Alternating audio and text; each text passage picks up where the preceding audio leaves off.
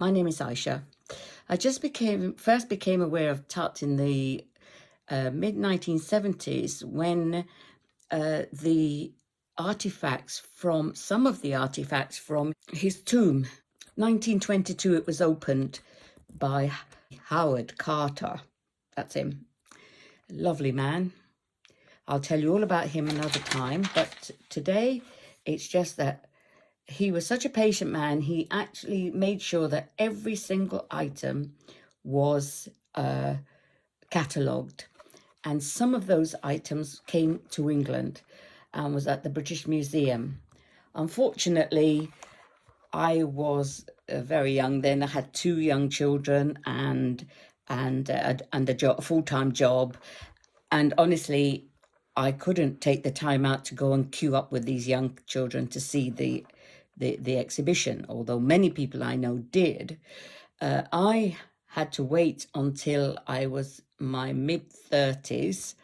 My sister had married an Egyptian from the Nile Delta area, and she was living there, and I went to visit her after I completed my legal studies, and she took me to the Cairo Museum, where I saw these amazing artifacts, including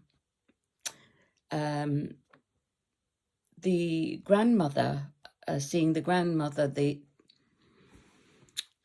mummy of the grandmother of Queen Tia, the wife of Amenhotep III. And there was something about her and about the things of belonging to Tut that really touched my heart.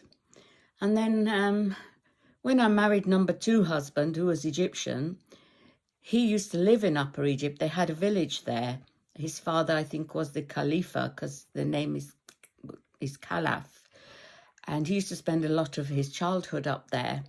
And I was fascinated by the stories he told me of tomb robbers and families that still had secrets and artifacts that keep coming out every so often.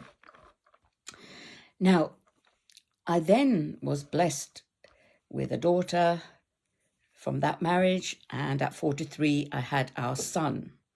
Now, he was a joy. All my children are joys, but he was amazing. I suppose being mature, the time I had him, could enjoy him far more than any of the others, my other 3 children. So he fascinated me. And the idea grew that I could write about King Tut. I want to write about King Tut, and I want to use my son's mischievousness to imbue that young king with a personality that I think he would have had anyway, by the look of his face and everything that I saw around him. So that's when the idea was born. I'll tell you how I went about actually putting that into being next time.